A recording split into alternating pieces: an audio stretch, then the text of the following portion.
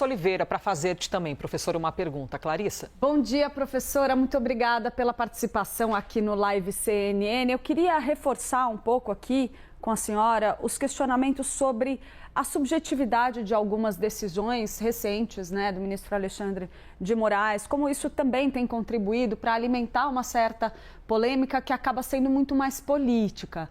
Então, a gente já falou aqui também a respeito das cautelares que tinham sido impostas ao ministro. Quando a gente lia ali a decisão do ministro Alexandre de Moraes, nós mesmos aqui, jornalistas, tínhamos alguma dificuldade de entender, afinal, ele pode dar entrevista ou ele não pode dar entrevista? Se ele der uma entrevista, ele consegue controlar o resultado dessa informação, a forma como ela vai ser disseminada? É de responsabilidade dele controlar? Mas o ministro Alexandre de Moraes depois prestou ali alguns esclarecimentos, sempre falando sobre como as informações não poderiam ser usadas para atentar contra as instituições de alguma forma. Agora, como do ponto de vista jurídico fica a missão de qualquer advogado que seja, advogado do ex-presidente Jair Bolsonaro, interpretar o que ele pode, o que ele não pode fazer neste momento, por exemplo, na situação agora de prisão domiciliar em que ele está, para evitar que as medidas contra ele sejam ainda mais duras, caminhando para uma prisão preventiva? Bom dia, Clarissa. É um prazer falar com você também, viu, querida?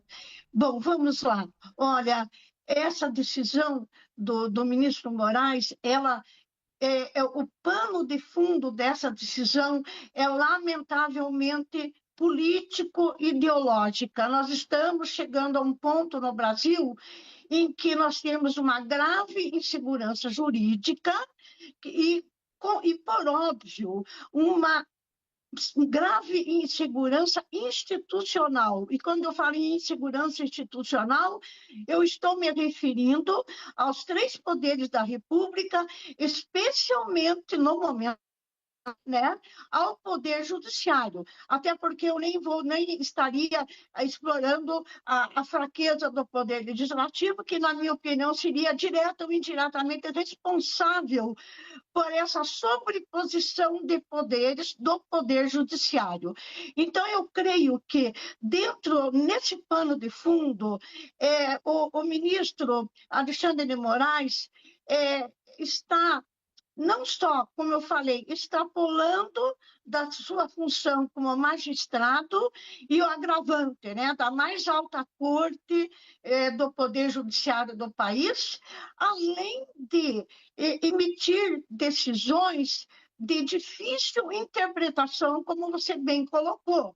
Quer dizer, são decisões que, na maioria das vezes, os parágrafos são confusos, a pontuação não é exatamente a ideal para que a gente possa entender exatamente o que ele pretende, e eu penso que os advogados do ex-presidente eles vão estar sempre com essa dificuldade de entender exatamente quais são as ordens que ele emite através dessa decisão. Então, eu também acredito que, por essa questão ter se tornado política ideológica, seja lá o que for que aconteça, veja, o presidente não poderá falar com ninguém. Esse é o ponto final. Não há mais o que se questionar. Ele não pode falar por celular, ele não pode falar pessoalmente, e qualquer problema que dê no sentido de alguém transmitir algum tipo de mensagem que supostamente seja de Bolsonaro, ele estará com certeza sob um forte risco de ser preso, ou seja, preso preventivamente mesmo, o que também me leva a um outro problema. Bolsonaro não foi condenado. Nós estamos aí prestes a terminar uma ação penal.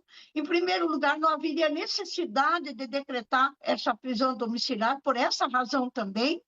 E, obviamente, uma pessoa para sofrer esse tipo de medida cautelar, ela teria que dar muito motivo para que um juiz chegasse a esse ponto. E eu não acredito que Bolsonaro tenha dado esse motivo. Até porque, pelo que se pode perceber da mídia, da imprensa, ele simplesmente, praticamente, cumprimentou as pessoas naquele vídeo, o que não significa absolutamente nenhum tipo de afronta ao Poder Judiciário e muito menos ao ministro relator. Então, diante de todo esse imbróglio, é lamentável, eu não gosto de extrapolar de uma análise jurídica, Clarissa, mas a gente tem que admitir que